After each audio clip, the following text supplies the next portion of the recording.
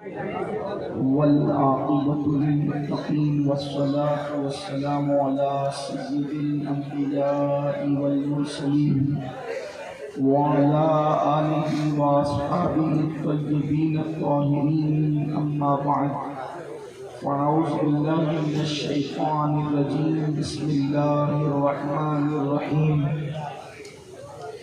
إن بطش ربك لشديد صدق اللہ العظیم غوث اعظم بمنی بے سرو ساما مدنیا معین الدین چشتی منبر پر رونق افروز خطیب اہل سنت شمس ملت حضرت علامہ مفتی شمس الدین صاحب قبلہ مدظ اللہ العالی ذوی الاحترام ذوی الاحتشام باصفا علماء کرام شعراء اعظام اور زندہ دل نقیب محفل حاضرین مجلس پردہ نشین ماؤ راہ پرخار ہے کیا ہونا ہے راہ پرخار ہے کیا ہونا ہے پاؤں افگار ہے کیا ہونا ہے تیرے بیمار کو میرے عیسیٰ گشت لگاتار ہے کیا ہونا ہے دور جانا ہے رہا دن تھوڑا کوچ تیار ہے کیا ہونا ہے دل ہمیں تم سے لگانا ہی نہ تھا اب سفر پار ہے کیا ہونا ہے اوروں سے چھپ کے کیے جس کے گناہ وہ خبردار ہے کیا ہونا ہے اور کیوں رضا اڑتے ہو ہنستے اٹھو کیوں رضا اڑتے ہو ہنستے اٹھو جب وہ غفار ہے کیا ہونا ہے جب وہ غفار ہے کیا ہونا ہے آج کی یہ خوبصورت سی محفل جس میں مجھ سے پیشتر آپ نے مفتی صاحب قبلہ کا خطاب سماعت کر لیا ہے اور میرے بعد بھی آپ کو ایک خطاب سماعت کرنا ہے تھوڑی دیر چونکہ وقت زیادہ ہوا ہے بہت مختصر سے وقت میں کچھ معروضات پیش کرنے کی سعادت حاصل کی جائے گی جس آیہ کریمہ کی تلاوت کی گئی ہے اللہ تبارک و تعالی اس کے متعلق مجھے حق کہنے اور آپ سب کو حق سن کر اس پر عمل کرنے اور اسے عام کرنے کی توفیق عطا فرمائے اس دنیا کے اندر ہم لوگ شب و روز گزار رہے ہیں اللہ رب العزت نے سب کو نعمتیں عطا کر رکھی ہے اللہ پاک نے کوئی ایسا بندہ نہیں جس کو محروم کیا ہو سب کے پاس نعمت موجود ہے اگر آپ اندازہ کریں کسی کے پاس دولت ہے تو سونے پر سہاگا ہے لیکن اگر بالفرض دولت نہ بھی ہو تو اللہ نے انسان کو اتنا دولت مند کیا ہے کہ اگر انسان اس پر شکر کی نظر ڈالے تو ہزاروں نہیں بلکہ کروڑوں سجدے انسان کی پیشانی کے اندر مچلتے ہوئے نظر آتے ہیں یاد رکھنا یہ نوٹوں پر چھپی ہوئی جسے ہم دولت کہتے ہیں صرف یہی دولت نہیں ہے بلکہ یہ دولت تو نچنیوں کو بھی مل جاتی ہے یہ دولت تو بھیک منگوں کو بھی مل جاتی ہے جس کو اصل میں لوگ دولت کہتے ہیں لیکن حقیقت میں وہ دولت جو کمائی نہیں جا سکتی جو خریدی نہیں جا سکتی جو بیچی نہیں جا سکتی جو بچائی بھی نہیں جا سکتی جو لٹائی بھی نہیں جا سکتی وہ کون سی دولتیں ہیں مثال کے طور پر ہمارے ماتھوں میں دو آنکھیں دیکھ لے کیا یہ اللہ کی دی ہوئی دولت نہیں ہے انسان کتنا مالدار ہے انسان کتنا دولت والا ہے اللہ کو اکبر مجھے بتاؤ جو یہ شکایت کرتے ہیں مولانا اللہ نے ہمیں کیا دیا میں پوچھتا ہوں ان دو آنکھوں کی قیمت اگر لگانا چاہو بتاؤ اس کی قیمت کیا ہے کیا کروڑوں روپے دے کر بھی کسی کو یہ دو آنکھیں بیچو گے کیا یہ دو آنکھیں کسی کو دو گے نہیں اپنے پورے وجود کے اندر اندازہ کرو اللہ نے ہمیں دیا کیا ہے بڑی معذرت کے ساتھ جو ناشکر بدبخت یہ کہتے ہیں کہ اللہ نے ہمیں دیا کیا ہے؟ میں کہتا ہوں اللہ نے کیا نہیں دیا ہے۔ اللہ اکبر، ہر نعمت تو اللہ نے دی ہے۔ اب میں بہت زیادہ تبصرہ کرنے کی بجائے صرف اشارے کرنا چاہتا ہوں، دو آنکھیں اس نے عطا فرمایا، دو کان اس نے عطا فرمایا، زبان اس نے عطا فرمائی۔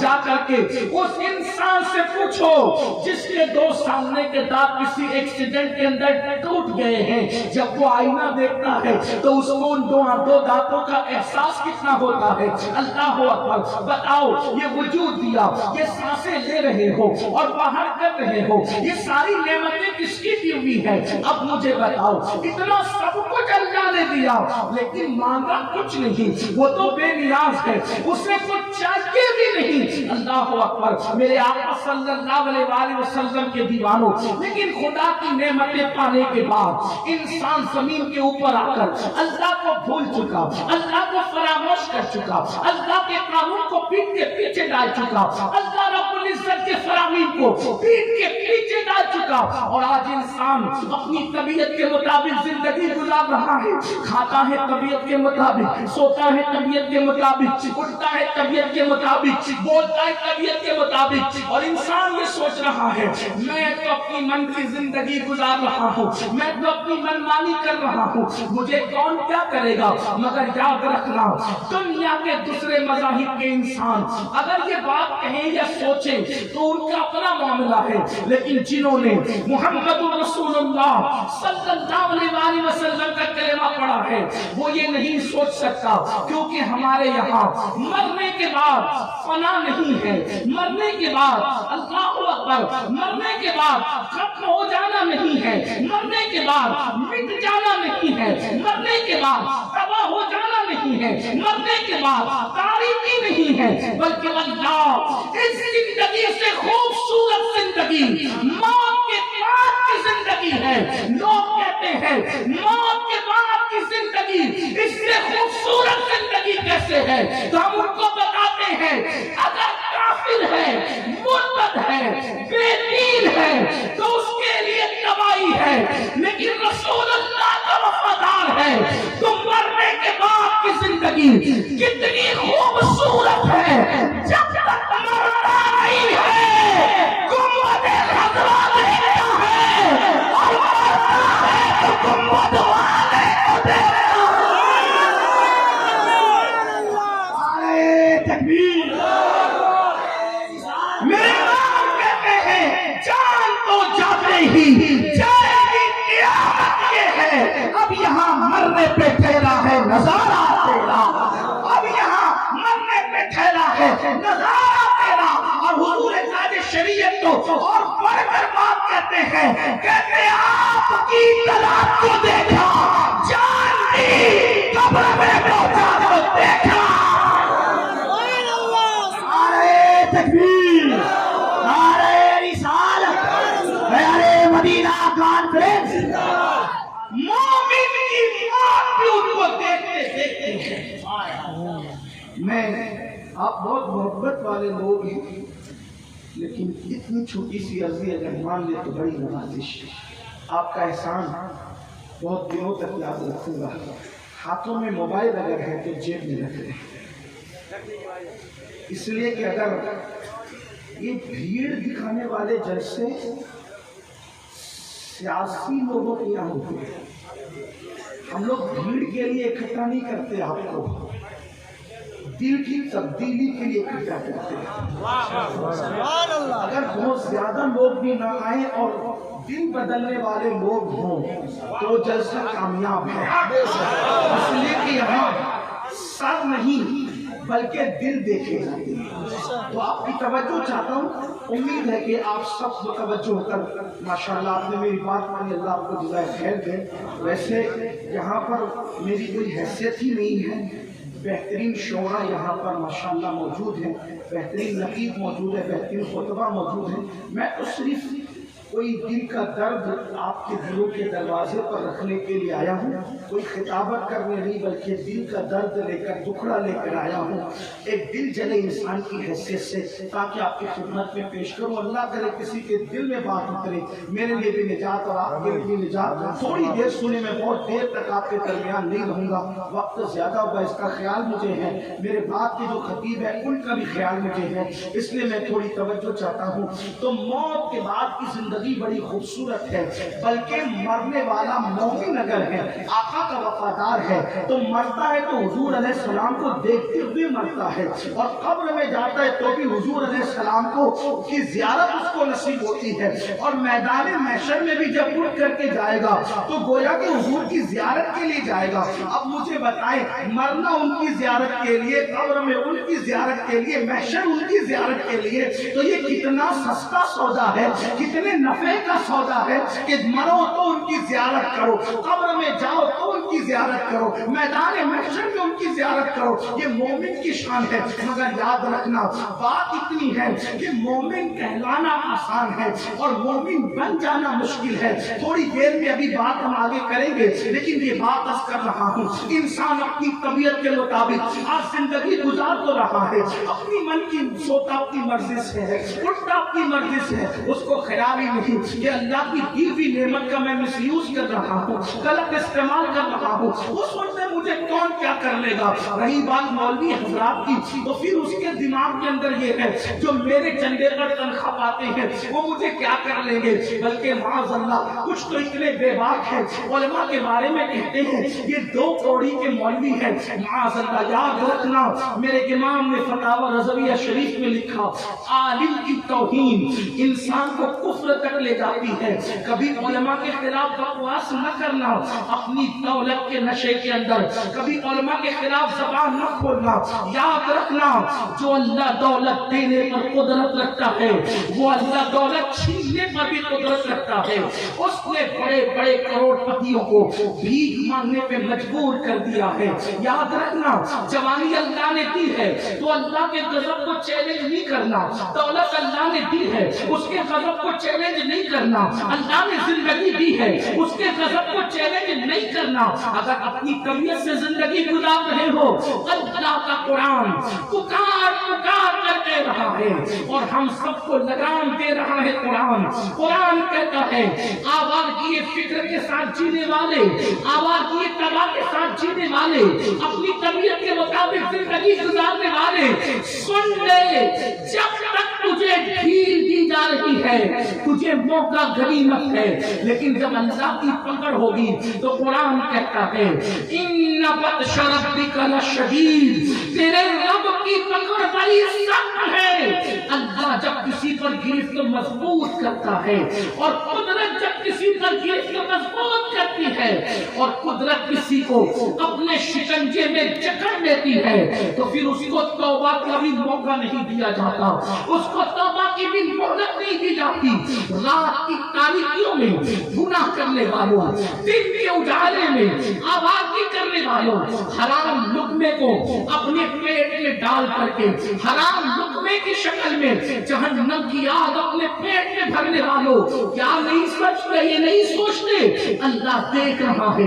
حیرت تو اس بات پر ہے، ابا دیکھے ہم سگریٹ بھی نہیں پیتے اور اللہ دیکھے تو انسان زنا تک کرے، انسان چوری تک کرے، انسان عورتوں پر پاپ کی نظر تک ڈالے۔ آئیے تھوڑی دیر ایک حدیث مبارکہ سنیں اور اس کے بعد تصور کریں اللہ کی پکڑ کیا ہے۔ اللہ اکبر، بڑی سادگی سے کہتے ہیں مولانا ہمیں تو نماز کے لیے ٹائم نہیں، عبادت کے لیے ٹائم نہیں۔ اللہ کی پکڑ، اللہ کی پکڑ سے ڈرو۔ کہاں ہے فرعون کی قبر، کہاں ہے نمرود کی قبر، کہاں ہے یزید کی قبر، کہاں ہے وہ بڑے بڑے مالدار مغروروں کی قبریں اللہ نے قبروں کا نشان بھی مٹا دیا. کیا سمجھتے ہو؟ دولت کے نشے میں اللہ کو بھولو گے، جوانی کے نشے میں اللہ کو بھولو گے؟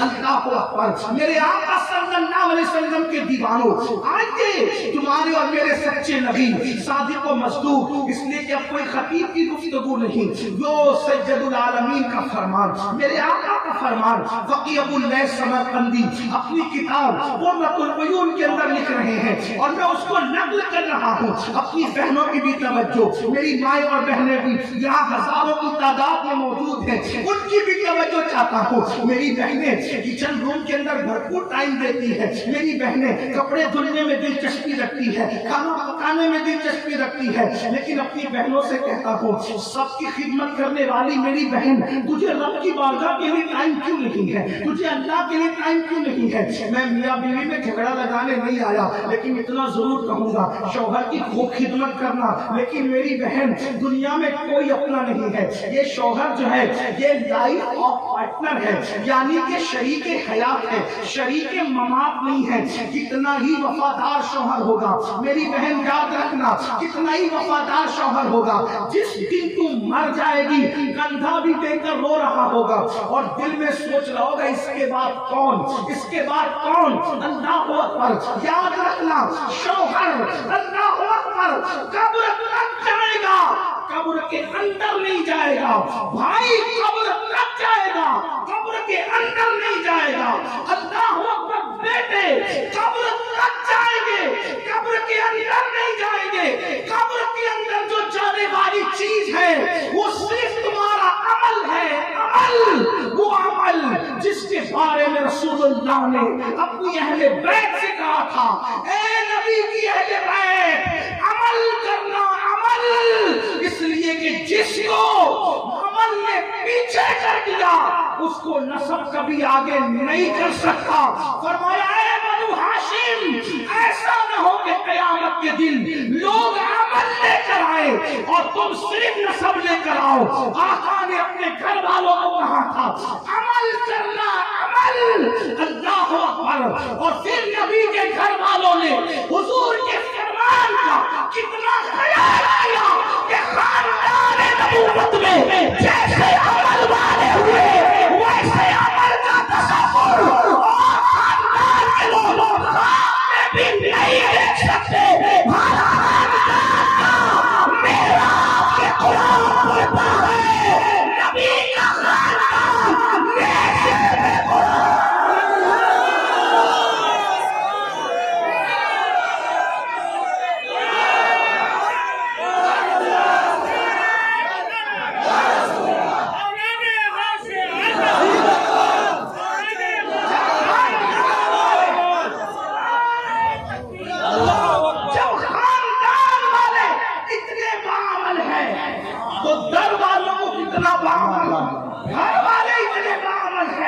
لیکن یہاں حال یہ کہ گھر والے تو لرزہ برندام ہے، نانا کی بات سن کے، بابا کی بات سن کے، اور گھر والے اتنے بے باک ہو گئے.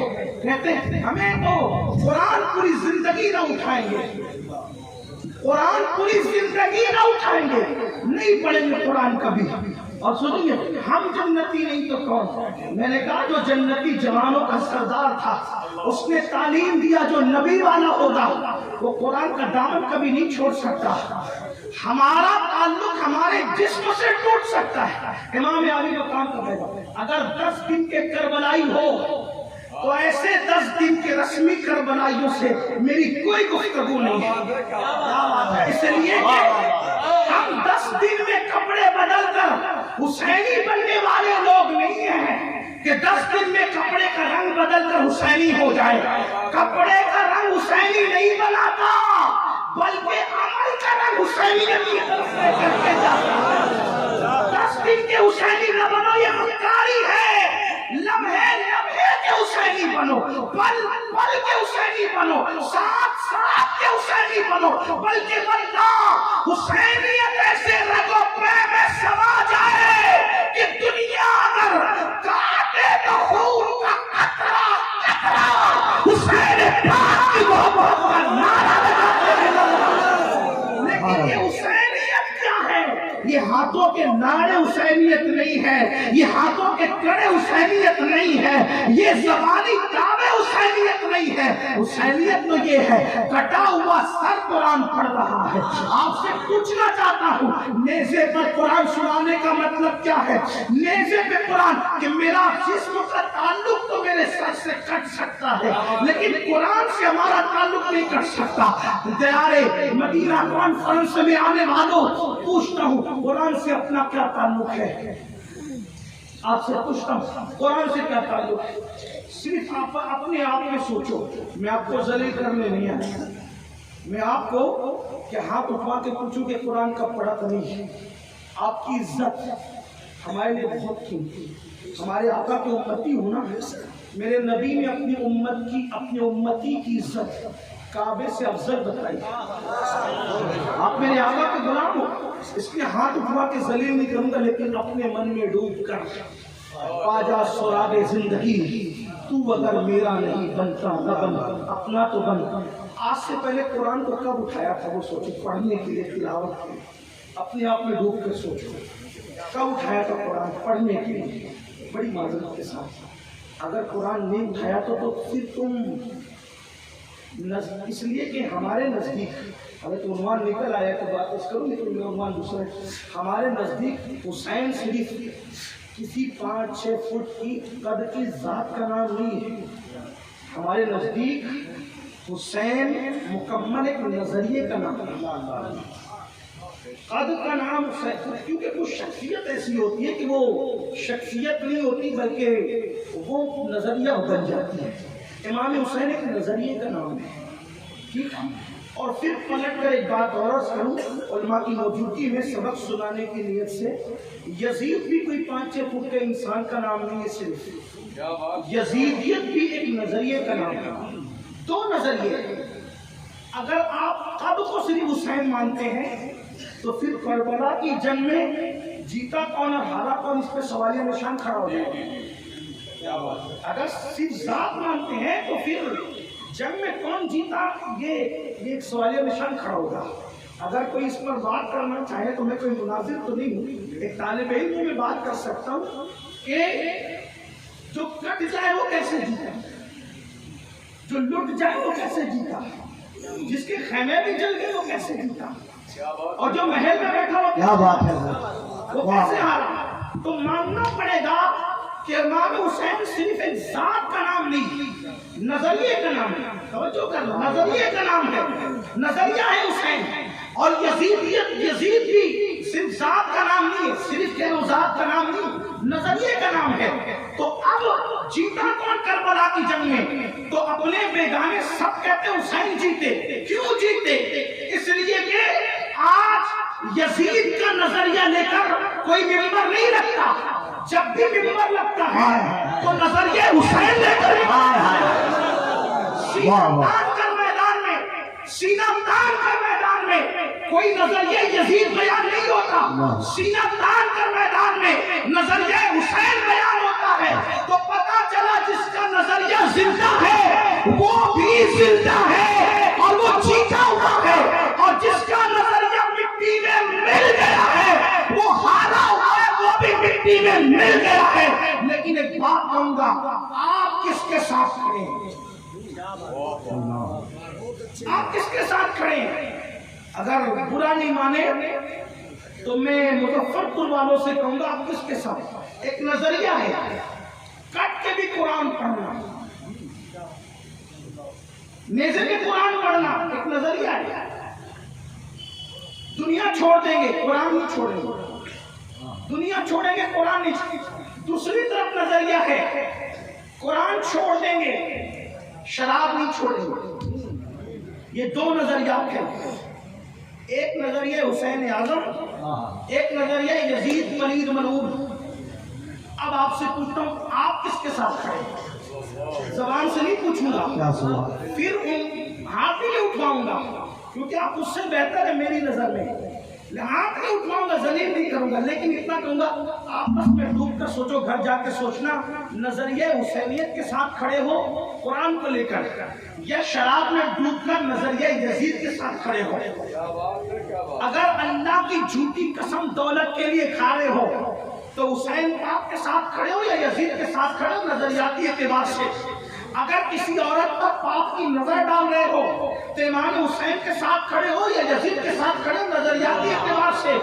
اگر سود کے دھندے چھپ چھپا کے کر رہے ہو تو امام حسین کے ساتھ کھڑے ہو یا یزید کے ساتھ کھڑے ہو نظریاتی اعتبار سے۔ اگر نرم نرم گدوں پہ لیٹ کر زنا کی گندی فلمیں دیکھتے ہو تو امام حسین کے ساتھ کھڑے ہو یا یزید کے ساتھ کھڑے ہو نظریاتی اعتبار سے۔ آپ سے پوچھنا چاہتا ہوں، یاد رکھنا میرے عزیز، حسینیت اتنی سستی نہیں ہے یا بچوں کا کھیل نہیں ہے یا کوئی جھنجھنا نہیں ہے کہ جو چاہے اٹھا لے اور 2-4 گلاس شربت کسی کو حسینیت کا سرٹیفکیٹ دے دے۔ حسینیت کا سرٹیفکیٹ شربت کے گلاسوں سے نہیں ملتا۔ حسینیت کا سرٹیفکیٹ تو اتنا قیمتی ہے کہ جان لٹانے کے بعد بھی جان منتظر رہتی ہے کہ سب کچھ لٹ گیا، اب بھی بتاؤ کہ حسینیت ملی یا نہیں ملی۔ اسی لیے تو کہتا ہوں اللہ اکبر، لوگوں نے 14 صدیوں میں خدا ہونے کا بھی دعویٰ کیا، نبی ہونے کا بھی دعویٰ کیا، مہدی ہونے کا بھی دعویٰ کیا، مجدد ہونے کا بھی دعویٰ کیا، مفتی اور مناظر ہونے کا بھی دعویٰ کیا، لیکن 14 صدیوں میں مجھے کوئی ایسا نہیں ملتا جو حسین ہونے کا دعویٰ کرے۔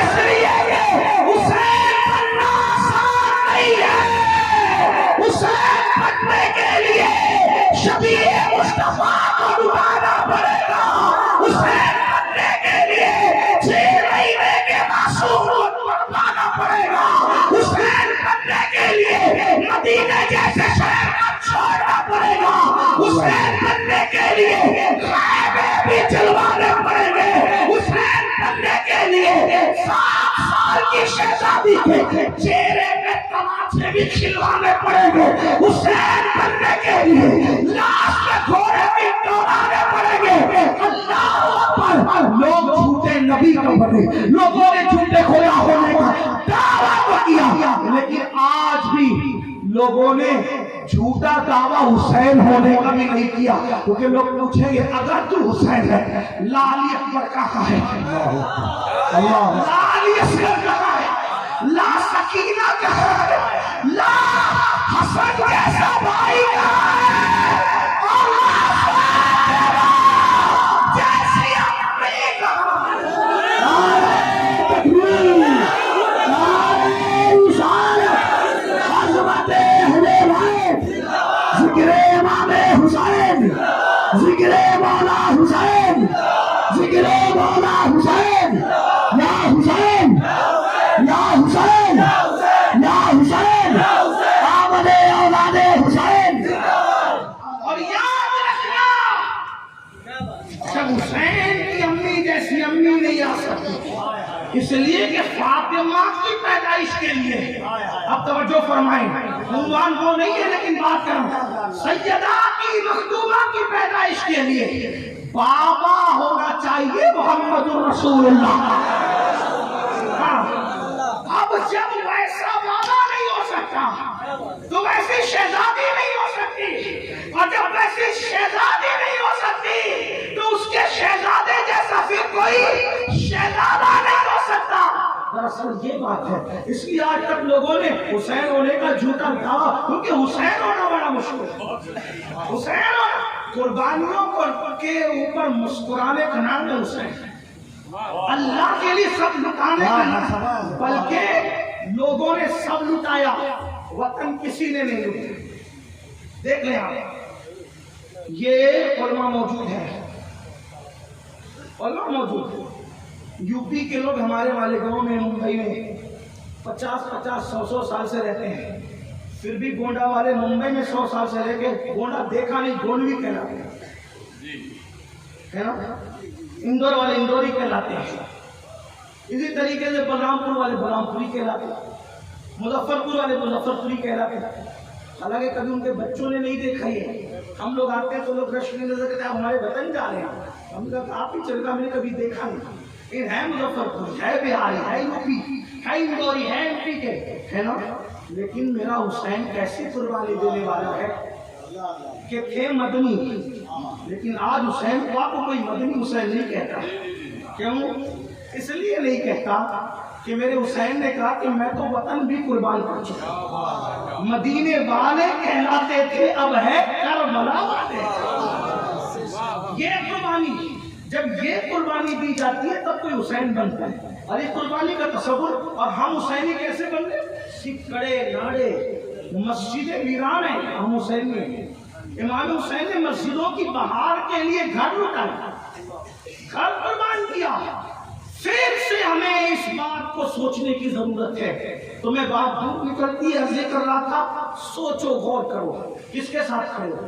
یزید کے ساتھ. دیکھو زبانی طور پہ تم امام حسین کے ساتھ کھڑے ہو، عملی طور پہ آپ کس کے ساتھ کھڑے ہو؟ اور اللہ کی عدالت میں اس کو وہی کھڑا کیا جائے گا جو عملی طور پر جس کے ساتھ ہوگا.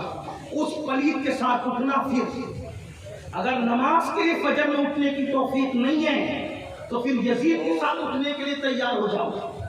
اگر آج بھی گندی فلمیں دیکھ رہے ہو نرم نرم گدوں پہ لیٹ کر، تو پھر یزید کے ساتھ اٹھنے کے لیے تیار ہو جاؤ.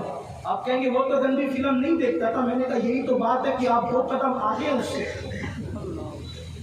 وہ تو بندروں کا زنا دیکھتا تھا، بندروں کا ناچ دیکھتا تھا. بندروں کے زنا سے مراد بندروں کا وہ فیل دیکھتا تھا جو ان کا مخصوص فیل ہے. وہ صرف بانسری بجاتا تھا.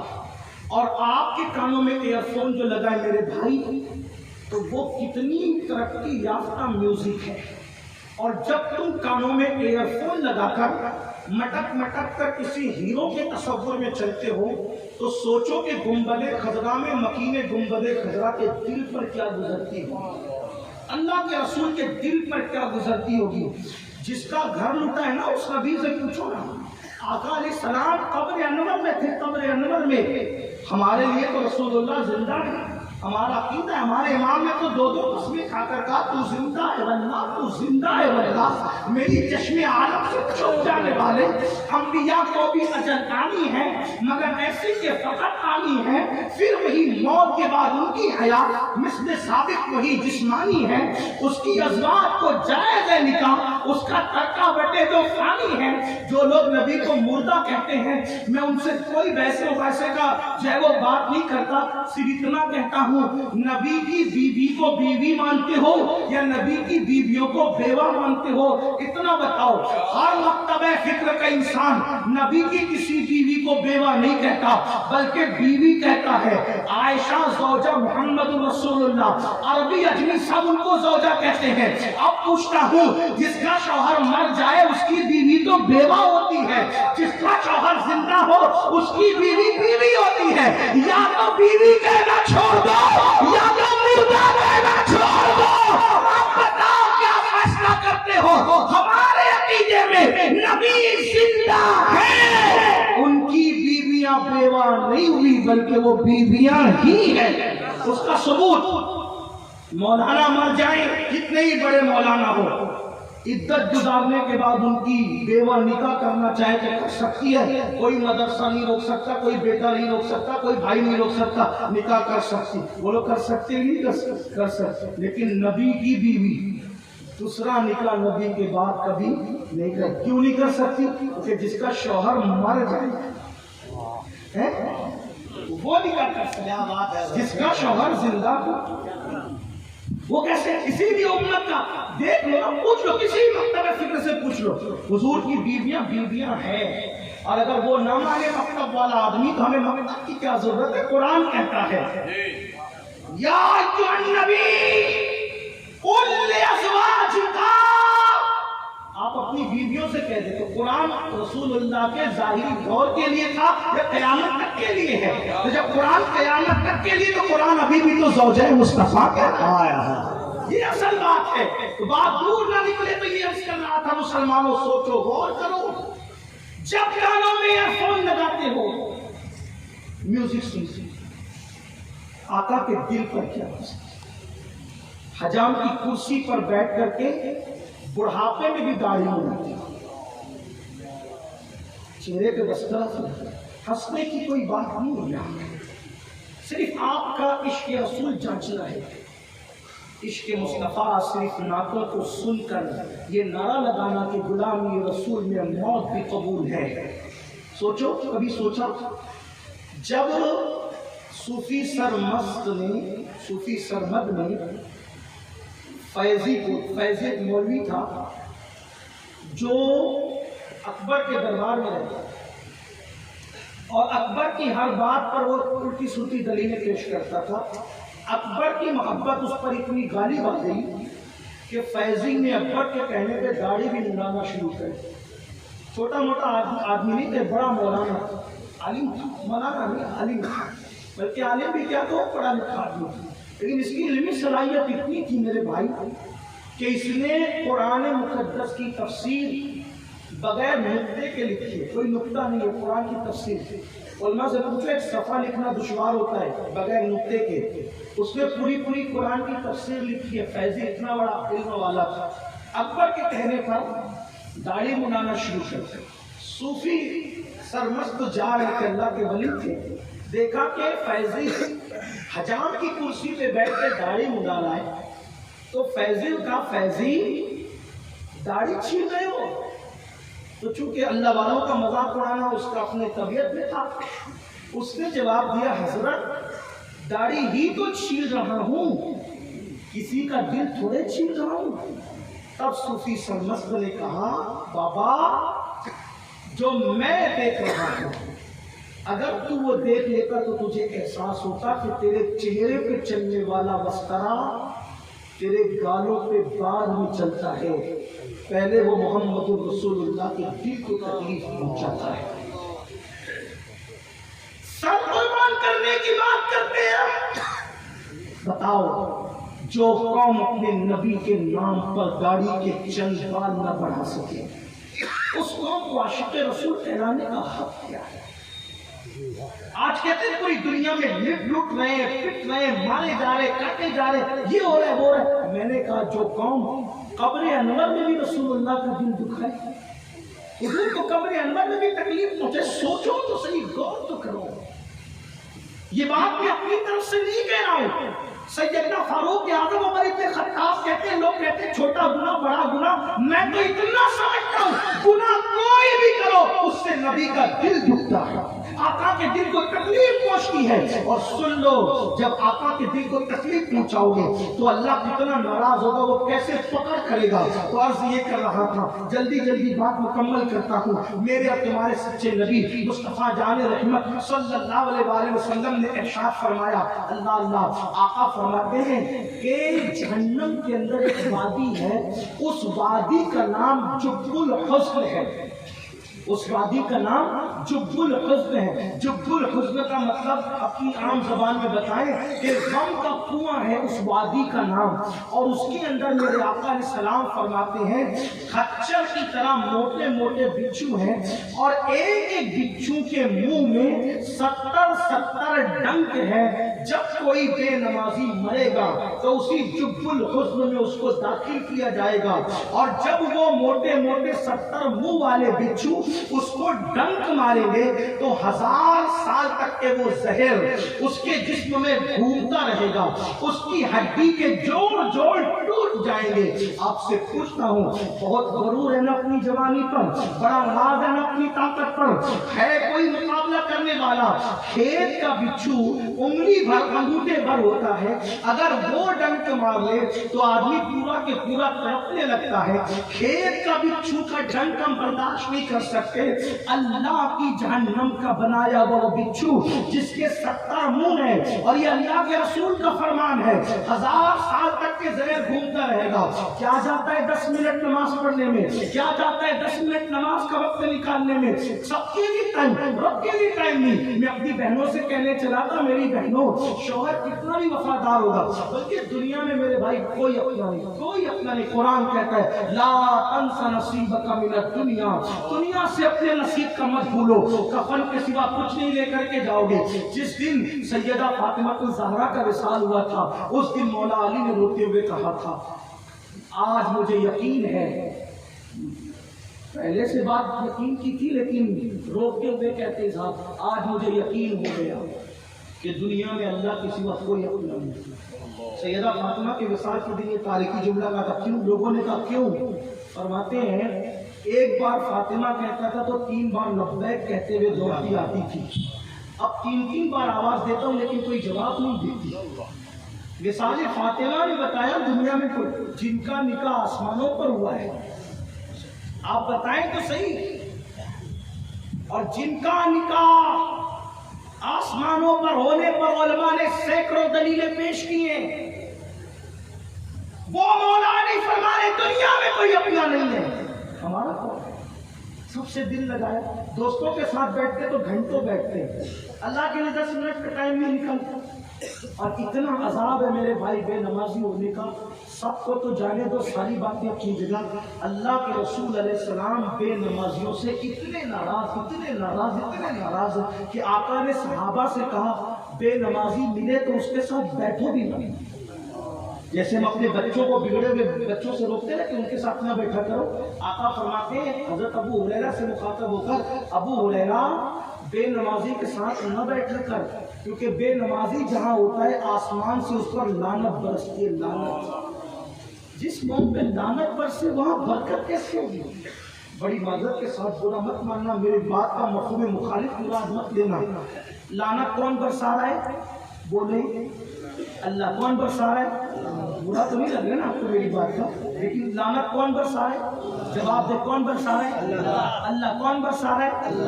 جہاں لعنت ہوگی وہاں رحمت ہوگی۔ اب لعنت برسانے پر گئی گھر کی برکت دے۔ اب آپ آئے میرے پاس، امین القادری تو تعویذ دے تاکہ گھر میں برکت ہو۔ اب جس کی گھر کی برکت اللہ اٹھا لے تو کروڑوں امین القادری مل کر بھی اگر پورا تعویذ نہیں بلکہ پورا قرآن آپ کے گھر میں بیٹھ کے لکھیں تو بھی کیا آپ کے گھر میں برکت ہو سکتی ہے؟ نہیں ہو سکتی۔ برکت اٹھائی اللہ نے اور برکت لانے جا رہے ہیں اللہ کے پاس۔ آپ مجھے بتائیں نا میرے بھائی، یہ جملے کڑوے ضرور ہیں لیکن معاف کرنا، آج جو مسلمان پریشان ہیں نماز چھوڑنے کی وجہ سے، اور جب تک مسجد میں نہیں آؤ گے اپنے مسئلے کا کوئی حل نہیں ہوگا۔ مسائل کا حل کل بھی اللہ کی بارگاہ میں تھا، آج بھی اللہ کی بارگاہ میں ہے، اور قیامت تک اللہ کی بارگاہ ہی سے مسائل کا حل ہے۔ جب تک مسلمان نماز کا پابند رہا، یہی ہندوستان ہے، ہندوستان 1000 سال تک اس ہندوستان کے تخت پر ہمارے قدم تھے۔ آج بھیک مانگ رہے ہیں ہم، آج ڈر رہے کہ کل کیا ہوگا، کل کیا ہوگا۔ یہ جتنے آج تمہیں آنکھیں دکھا رہے ہیں، کل تمہارے سامنے کاسہ گدائی لے کر کھڑے تھے، ان کے باپ دادا بھیک مانگ رہے تھے ہمارے دروازوں پر۔ کب تک؟ جب تک ہم اللہ کی چوکھٹ سے وابستہ تھے، لوگ ہمارے دروازے پہ بھیک مانگ رہے تھے۔ جب سے ہم نے مسجدوں کا در چھوڑ دیا، اللہ کا در چھوڑ دیا، خدا کی چوکھٹ چھوڑ دی، آج تم بھیک مانگ رہے ہو اور دنیا بھیک دینے کے لیے تیار ہے۔ ذلیل کر رہی ہے دنیا، رو رہے ہو یہ ہو گیا وہ ہو گیا۔ لوگوں کے سامنے گر گرانے کی بجائے اللہ کی بارگاہ میں گر گراؤ۔ میرا اللہ ماحول بدلنے میں اس کو ٹائم نہیں لگتا، یاد رکھنا، صدیوں کا بگڑا ہوا ماحول وہ لمحے میں بناتا ہے۔ اس کی شان ہے کن فیکون، اس کی شان ہے کن فیکون، وہ کہہ دیتا ہو جاتا ہے۔ فرعون کے گھر میں اگر موسیٰ کو پالنا چاہے اس کو کوئی نہیں روک سکتا، لنگڑے مچھر سے نمرود کو ہلاک کرنا چاہے اس کو کوئی نہیں روک سکتا۔ جہاں لوگوں کی طاقتیں ناکام ہو جاتی ہے وہاں میرا اللہ لنگڑے مچھر سے کام لیتا ہے۔ آپ لوگوں سے کیوں ڈرتے ہو؟ اللہ سے ڈرو، اور اللہ سے ڈرنے کا مطلب کیا ہے؟ گناہ چھوڑ دو، گناہوں سے ہجرت کر لو، توبہ کر لو۔ آپ کو درد ہے نا، درد ہے نا، بچیاں ادھر ادھر کیوں جا رہی ہے؟ یہ صرف واٹس ایپ پر شیئر کرنے کے لیے درد ہے؟ آپ کو درد ہے نا قوم کا، صرف کانفرنسوں میں درد بھری باتیں کرنے کے لیے درد ہے؟ بتاؤ اگر واقعی درد ہے میں سمجھ لوں میں بدلوں گا تو ماحول بدلے گا. میں نے گناہ نہیں کرنا, چھوڑ دینا. اور ایک بار گناہ چھوڑ کر دیکھو, گناہ چھوڑنے میں سکون ہے, سکون.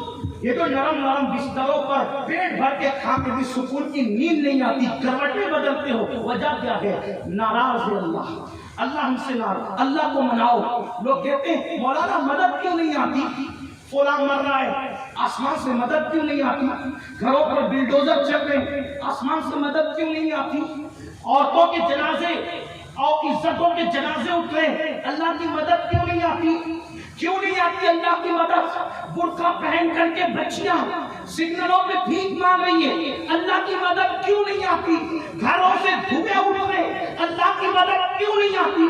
مسجدوں کی حرمتیں پامال ہو رہی ہے, اللہ کی مدد کیوں نہیں آتی؟ قرآن کے اور آپ جلائے جا رہے, اللہ کی مدد کیوں نہیں آتی؟ میں نے کہا جو قوم پوری رات زنا کی فلمیں دیکھے گی اس پر اللہ کی مدد کیسے نازل ہوگی؟ جنہوں نے مسجدوں کو ویران کر دیا ان پر اللہ کی مدد کیسے نازل ہوگی؟ اللہ اکبر.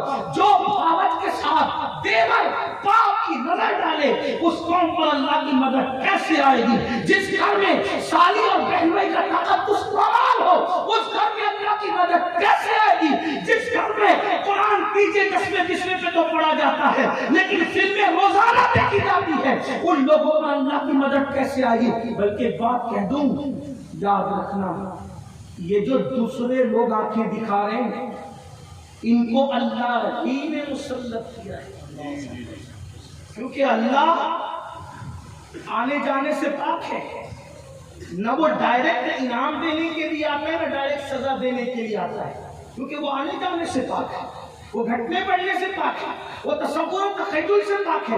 جب کسی کو سزا دیتا ہے تو اللہ کسی کو مسلط کرتا ہے, اور جب کسی کو انعام دیتا ہے تو بھی اللہ تعالیٰ کسی کو مقرر کرتا ہے. میرے بھائی بدلنا پڑے گا, ورنہ آج کے حالات کچھ ٹھیک ہیں, اس سے بھی بدترین حالات پیدا ہوں گے.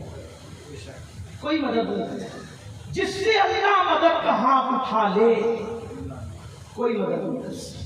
اللہ کے رسول علیہ السلام کو فرمائے جب کوئی نماز چھوڑ دیتا ہے تو چھوٹے چھوٹے کیڑے مکوڑے کہتے ہیں اللہ مجھے حکم دے کہ میں اس کو قتل کروں. کیڑے مکوڑے کہتے ہیں اسے قتل کروں, اس کا وجود میں نہیں دیکھ سکتا کیونکہ تیرا باقی ہے. جس قوم سے کیڑے مکوڑے نفرت کریں گے اس قوم سے لوگ کیسے محبت کریں گے؟ اور آپ کہتے ہیں نہیں مولانا بڑا تعصب کا دور ہے. میں بس اتنا سمجھتا ہوں, میں کسی کی چمچہ گیری کرنے نہیں آیا, میں کوئی سیاسی آدمی ہوں.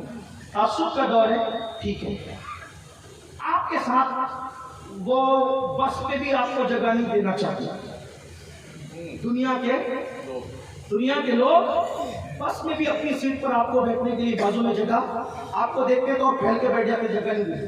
لیکن یہی بندہ جو آپ جیسے مسلمان کو بس میں اپنے بازو میں بٹھانا نہیں چاہ رہا تھا, جب یہ اجمیر شریف یہی جا رہا ہے تو ہاتھوں میں پھول لے کر جا رہے ہیں. وہی جو بس پہ آپ کو بیٹھنے نہیں دے رہا ہے, اجمیر شریف وہی پھول لے کے جا رہے ہیں. مسعود سالار غازی کے وہی جا کر کے سر جھکا رہے ہیں.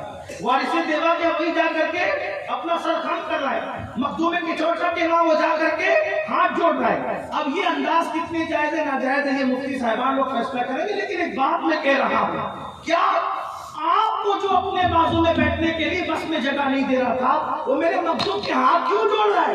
وہ غریب نواز کی چوکھٹ میں پھول کیوں لے کے جا رہا ہے؟ تعصب کے اس دور میں خواجہ داتا بتا رہے ہیں اور نبی کا دل دکھانے والے تم میرے جیسا مسلمان بن جا, آج بھی یہ تعصبی تجھے پھول پیش کرنے پر مجبور ہو جائیں گے.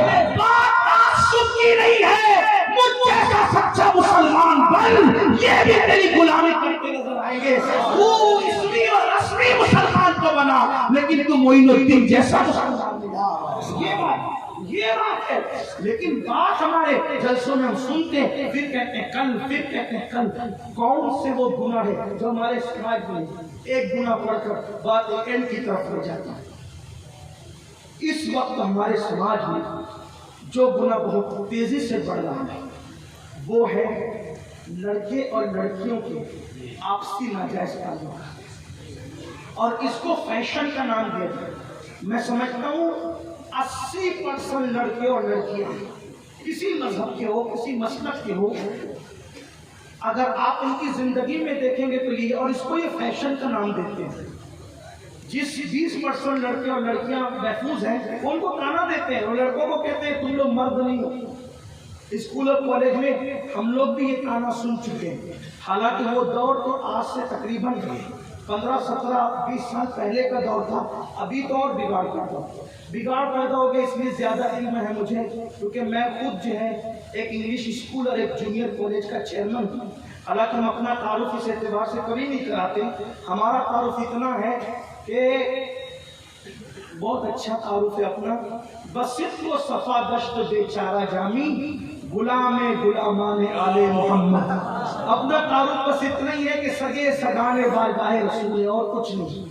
لیکن اتنا ہے، سنی دعوت اسلامی نے پورے انڈیا میں اب تک انگلش اسکول 15 سے زائد قائم کر دی۔ عشق رسول کے ماحول میں انگریزی تعلیم دی جا رہی ہے ہمارے یہاں، لیکن ماحول بہرحال ہمیں پتہ ہے اسکولوں کا کالجوں کا، تو وہ 20% جو محفوظ ان کو تانا دیا جاتا ہے تو مرد ہی نہیں ہو۔ لڑکیاں کہتے ہیں تو پرانے دور کے دقیانوسی خیال کے یہ اور وہ ہے وہ ہے، یہ گناہ بڑھتا ہے، اور اس کو فیشن۔ ہر فلم کا سرنامہ ہے عشق، ہر ناول کا عنوان ہے عشق، انہیں پتہ ہی نہیں عشق کہتے ہیں کسے۔ اگر کوئی واقعی عشق کرے نا، میں اس میں ساتھ کھڑا ہوں۔ تم جو عشق کر رہے ہو یہ نفسانیت ہے، یہ درندگی ہے، یہ پاپ ہے، یہ کسی کی آبرو پر حملہ کرنے کا بدترین بہانہ ہے۔ اگر کوئی پیشاب کو شربت کہہ کر پیے، وہ شربت نہیں ہو سکتی۔ نام بدلنے سے اشیاء کی حقیقت نہیں بدلتی۔ عشق کیا ہے؟ چلو آؤ عشق ہی کرنا ہے، ہم آپ کے ساتھ کھڑے ہیں۔ ہمارے مذہب میں یہاں تک ہے، صاحب بار شریعت حضور صدر الشریعہ رحمۃ اللہ علیہ مسئلہ لکھتے ہیں حدیث کی روشنی میں کہ اگر کسی کو کسی سے عشق ہو جائے، وہ پاک دامن رہے، دل میں چھپا کے رکھے، کسی سے اظہار نہ کرے، اسی حالت میں مرے گا تو مقام شہادت پائے گا۔ ہمارے یہاں عشق کرنے پہ مر جائے، حضور کے عشق کی بات نہیں کر رہا ہوں ابھی میں، حضور علیہ السلام وہ تو بہت بڑی چیز ہے۔ کسی کو کسی سے اپنے جیسے انسان سے عشق ہو جائے لیکن پاک دامن رہے، عشق میں پاک دامنی شرط ہے۔ یہاں تو پاک دامنی ہے ہی نہیں، بلکہ جھوٹے وعدے، شادی کے نام پر ایک لڑکی کا سب کچھ لوٹ لیا جاتا ہے، اور جیسے بھورا پھول کا رس چوس کر دوبارہ اس کا رخ نہیں کرتا، ویسے لڑکے لڑکیوں کا سب کچھ لوٹ کر پھر دوبارہ اس کا رخ نہیں کرتے، اور پھر وہ لڑکی بیچاری زندگی بھر کسی کو منہ دکھانے کے قابل نہیں رہتی۔ آج کل شریف لڑکیوں کو اچھے رشتے نہیں آ رہے، جو بدنام ہو چکی سماج میں اس کو کب رشتہ آئے گا اچھا؟ آج کل کا شیٹر اور چور بھی کسی ایسی لڑکی کو بیوی بنانے کے لیے تیار نہیں ہوتا جو بدنام ہو چکی ہو۔ میں اپنی قوم کے لڑکوں سے پوچھتا ہوں، اگر یہی حالت تیری بہن کے ساتھ ہوتی تو تیرے دل پہ کیا ہوتی؟ یہی کیفیت اگر تیری بیٹی کے ساتھ ہوتی تو تیرے دل پہ کیا ہوتی؟ اور یاد رکھنا، اگر آج تو نے کسی کی بہن بیٹی کی آبرو کا نیلام کر کے اور اس کا سب کچھ، اس کی جوانی اور شباب چوس کر تو بھاگ گیا ہے جھوٹے وعدے کر کے، وہ کروٹ بدلتی ہوگی جب جب اس کی آہیں بابے جب تیرائی سے ٹکرائے گی، اور وہ تجھے چین سے جینے نہیں گی۔ کسی کی بھی الٹی گنتی اسی وقت شروع ہوتی ہے، کسی کو بھی زوال اس وقت شروع ہوتا ہے جب کوئی کسی پر ظلم کرتا ہے۔ اسی لیے اللہ کے رسول علیہ السلام نے فرمایا، مظلوم کی آہ سے بچو، کہ اللہ اور مظلوم کی آہ کے درمیان کوئی پردہ اور حجاب نہیں ہوتا۔ یہ فلم، میرے بھائی، ہماری زندگی 3 گھنٹے کی فلم نہیں ہے۔ اے میرے نوجوان، میری قوم کی بیٹیوں سے بھی کہتا ہوں، تم بہت بھولی ہو میری بچیوں، وہ 3 گھنٹے کی فلم تیری زندگی نہیں ہے۔ تجھے تو 60 سال جینا ہے، 70 سال جینا ہے۔ تو پاک دامن رہے، گھر میں رہے، پردے سے رہے۔ کسی اداکارہ، کسی لڑکی کو تو آئیڈیل مت بنا۔ اگر تو نے آئیڈیل بنانا تو سیدہ زینب کو بنانا، تو نے آئیڈیل بنانا سیدہ فاطمہ کو بنانا، تو نے آئیڈیل بنانا سیدہ خدیجہ کو بنانا، تو نے آئیڈیل بنانا تو سیدہ عائشہ صدیقہ کو بنانا۔ میری بہنوں، ان سیدانیوں کی زندگی کو پڑھو، نبی کے گھر والی خواتین کو، حضرت عاتقہ کی زندگی کو پڑھو، صحابیات کی زندگی کو پڑھو، کیا وہ خواتین تھی؟ آج عورتیں میک اپ کر کے ولیمے میں چلی، میک اپ کر کے شادیوں میں چلی، دوپٹوں کو گلے میں لٹکا دیا. کیا وہ خواتین تھی؟ حضرت سیدہ سمیہ اسلام کے نام پر پہلی شہید عورت ہے، یہ پہلی شہید خاتون. سمیہ بڑی عمر کی خاتون تھی، اسلام قبول کر لیا اور گھر گھر جا کر کے عورتوں کو سمجھاتی تھی اور رسول اللہ کے قریب لا کر کے بٹھاتی تھی، کہتی تھی حضور ان کو مسلمان کریں.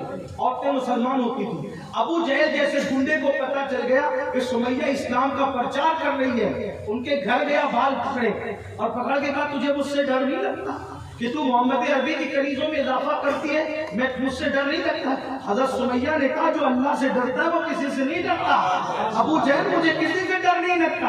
اور اس کے بعد اس نے بال پکڑے اور ایک درخت سے باندھ دیے اور حضرت سمیہ کو کہا اتنا مارا، کہا کہ محمد عربی کو چھوڑ دے ورنہ میں تجھے مار ڈالوں گا.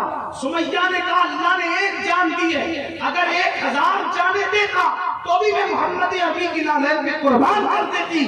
اسی لیے ہمارے دادا مرشد حضور مفتی اعظم کہتے ہیں یہ ایک جان کیا ہے، اگر ہو کروڑوں تیرے نام پر سب کو مارا کروں میں، اور تیرے سر پہ سر تیرے نام پہ جان کو قربان کر کے تیرے سر سے صدقے اتارا کروں میں. مجھے ہاتھ آئے اگر بادشاہی تیری کفش پا پر نثارا کروں میں. اللہ اکبر. حضرت سمیہ نے کہا ہزاروں جانے کروڑوں جانے قربانے. بتائے کیا ہوا؟ اتنا غصے میں آیا کہ اونٹ کے ایک پیر سے آپ کا پیر باندھا. بہنوں کی خاص توجہ، یہ گلشن اسلام دینی آبیار نہیں ہوا ہے. اونٹ کے پیر سے سمیہ کا ایک پیر باندھا اور دوسرے اونٹ سے سمیہ کا، حضرت سمیہ کا دوسرا پیر باندھا اور دونوں مخالف سمتوں میں اونٹوں کو دوڑایا. جب اونٹ مخالف سمت میں دوڑے تو کیفیت کیا ہوگی؟ میری زبان حیا اس پہ تبصرہ کرنے پہ خاموش ہے. جب اس مقدس صحابیہ کے دونوں پیروں میں فاصلہ ہوا تو اس مقام پر تیر چلوایا جس کا ذکر نہیں کیا جا سکتا. اللہ اکبر. وہ خاتون کا وجود 2 حصوں میں تقسیم ہوا، شہید ہوئی لیکن محمد عربی کا دامن چھوڑنے کے لیے تیار نہیں ہوئی. آج اگر شادی کی لالچ دے دے تو آپ روٹ اٹھ جائے. آج اگر کوئی گھر بسانے کی موبائل کی لالچ دے دے تو آدمی سب کچھ قربان کر دے. کون سے دین پر عمل کر رہے؟ اور یاد رکھنا اللہ کا دین مت چھوڑنا. دنیا میں فاقے کر لو، غربت میں جی لو، اس لیے کہ روٹی کپڑے مکان کی حیثیت نہیں ہے. ایمان کی چیز ہے. ایمان میری بہنوں اسے ہندوستان میں دیکھ لو جو رسول اللہ کا دین چھوڑ کر گیا آج کتے سے بھی زیادہ بدترین اس کی زندگی ہو گئی ہے. اگر تم کہیں جانے کا سوچو گی شادی کے نام پر، اس نام کے نام پہ کوئی لے جانے کی کوشش کرے گا تو یاد رکھنا لوگوں کا کہیں گزارا نہیں ہے.